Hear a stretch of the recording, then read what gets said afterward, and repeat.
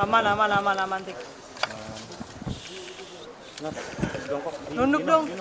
Jongkok.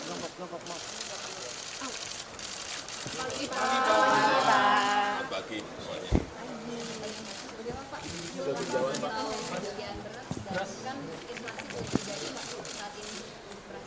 Iya, ini semua negara sedang mengalami kekeringan El Nino, termasuk Indonesia, meskipun hanya beberapa provinsi, ada 7 provinsi di kita. Oleh sebab itu, saya datang ke gudang-gudang Bulog di sini, nanti di Jakarta, mungkin nanti di daerah, untuk memastikan bahwa stoknya itu ada. Yang paling penting stoknya ada, barangnya ada, berasnya ada. Ada, sudah yang di dalam gudang 1,6 juta, dalam perjalanan 400 juta, sehingga stok 400 ribu ton, sehingga kan ada stok 2 juta. Biasanya stok kita tuh hanya 1,2, normal 1,2 juta. Ini kita memiliki 2 juta. Sehingga kita tidak usah khawatir. Oleh sebab itu juga mulai 1 September kemarin saya perintahkan untuk memberikan bantuan pangan beras, bantuan beras ke masyarakat. Setiap bulan kira-kira 210 ribu ton dikeluarkan oleh Bulog untuk bantuan pangan itu. Dan ini sudah dimulai terus September, Oktober, November. Kalau stoknya kita lihat masih nanti diteruskan lagi, sehingga masyarakat jangan sampai terdampak dari kenaikan harga beras. Memang di lapangan ada kenaikan, meskipun inflasi kita masih terjaga di 3,2%. Ya. Pak, soal impor beras yang dari Kamboja kemarin itu dari semakin dibuka, apa terjadi? Dalam perjalanan. Itu bagian dari 400 ribu. Iya. Meskipun tidak semuanya. Realisasi mulai kapan sih Pak kalau untuk dari Kamboja? Kan kemarin waktu bilateral Bapak menunggu. Ini kan sudah semua, sebetulnya ini kan sudah realisasi, terus berjalan. Jadi barangnya ini dalam perjalanan menuju ke gudang-gudang Bulog. Paling lama Pak Kablo menyampaikan paling lambat November. Dalam perjalanan kan. Masa datang ngomong langsung sudah sampai gudang. Setelah itu juga akan impor lagi. Kan Ya, ini untuk memastikan bahwa kita memiliki cadangan strategis stok.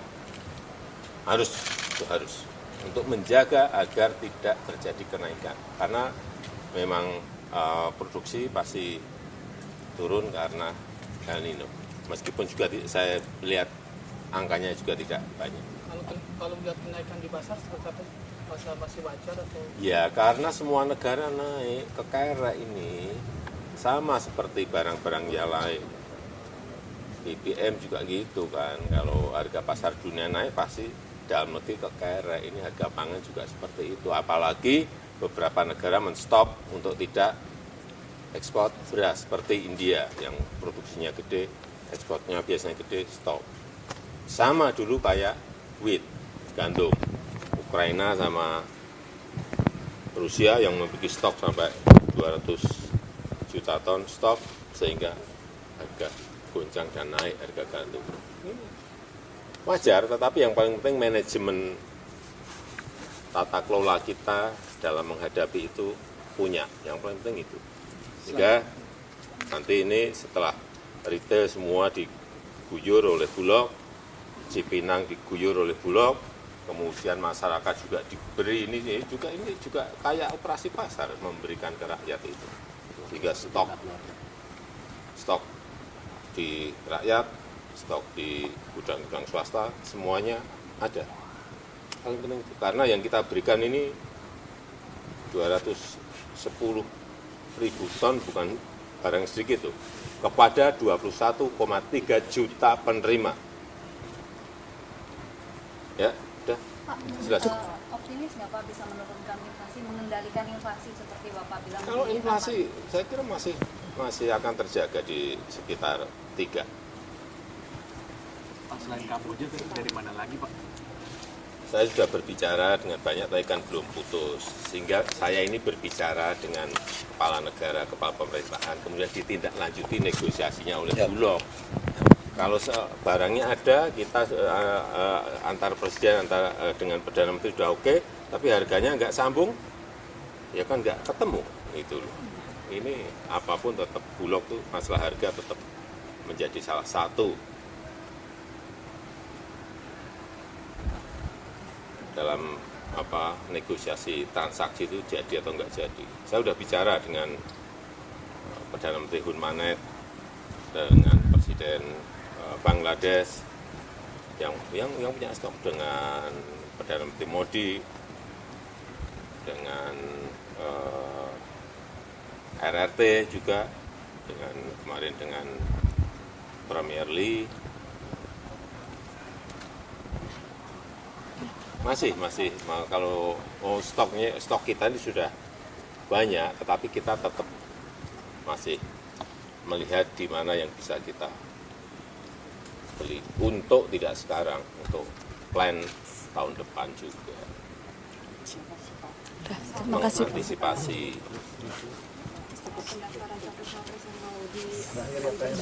Tanyakan ke KPU. Cukup. Apanya, aturannya seperti apa? Kalau aturannya tidak boleh, tidak usah mundur ya nggak apa-apa. Yang paling penting tidak menggunakan fasilitas negara. Yang kedua, kalau kampanye cuti, aturannya jelas. Aturannya harus cuti Pak. Kalau cuti, apakah nanti Kementerian Lembaga tetap akan berjalan? Bapak terganggu nggak Pak? Sistem birokrasi kita ini sudah mapan. Tapi pasti diizinkan. Kalau Menteri Gimana? maunya Cawapres Izinkan lah. Yang dulu-dulu juga gitu. Makasih Pak. Baik Pak. Makasih.